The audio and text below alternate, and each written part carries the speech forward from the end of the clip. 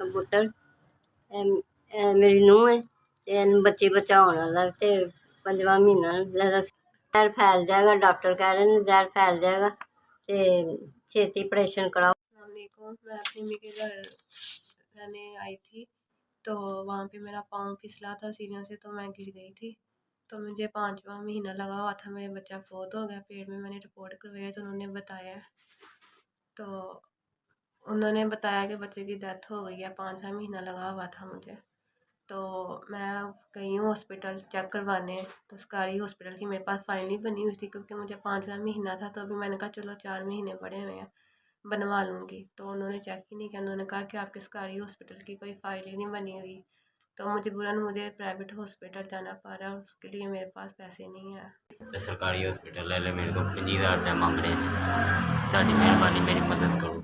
जिस डॉक्टर ने कहा कि जल्दी तो जल्दी अपना ना ऑपरेशन कराओ, मेरी बीवी का जहर फैलता पाया। मैं बड़ी भज दौड़ करके ना 10,000 रुपया इकट्ठा किया तो ताड़ी मेहरबानी मेरी मदद करो। मैं डॉक्टर 50,000 रुपया मंग रहे हैं, मैं सेलमैन बंदा वहाँ तो मेरी सैलरी इन्नी है 50,000 रुपया। मैं महीने बाद 50,000 का मूँह वेखना तो मैनू यही पता ही कई टाइम है में ते अचानक है कम बन गया तो मैं बहुत परेशान हाँ। तो ताड़ी मेहरबानी मेरी मदद करो।